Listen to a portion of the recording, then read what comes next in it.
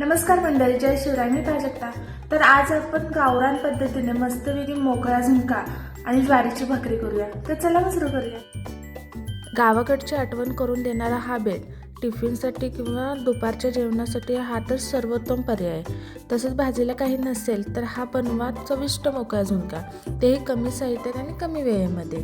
तर यासाठी आपल्याला 5 ते 6 लसूणच्या पाकळ्या लागणार आहेत. तसेच एक मोठा कांदा बारीक चिरून घ्यायचा आणि लसूणच्या पाकळ्या व्यवस्थित बारीक ठेचून घ्यायचे आहेत. यानंतर कढईमध्ये तेल टाकायचं आहे.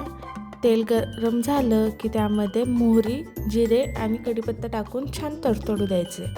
तेल थोडंसं जास्त टाकायचं. तेल जास्त असलं की चव छान येते. तर यामध्ये ठेचलेला लसूण आणि भरपूर बारीक चिरलेला कांदा टाकायचा. कांदा गुलाबी होईपर्यंत छान परतून घ्यायचं.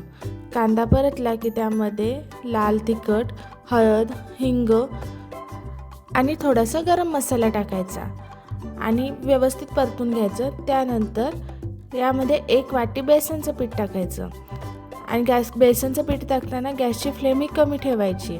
पीठ घालून 4 ते 5 मिनटं कोरडेच परतून घ्यायचा. पिठाचा खमंग वास सुटला की त्यामध्ये गरम पाणी टाकायचं आहे. पाणी जास्त ओतायचं नाही. हे व्यवस्थित मिक्स करायचं आणि झाकण ठेवून 5 ते 6 मिनटं वाफवून घ्यायचं आणि शेवटी कोथिंबीर टाकून आपला मोकळा झुणका तयार आहे.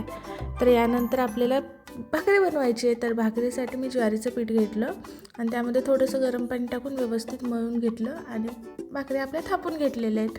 तर आपले तयार आहे एकदम मस्त मऊ लुसलुशीत ज्वारीची भाकरी आणि झणझणीत असा मोकळा झुणका.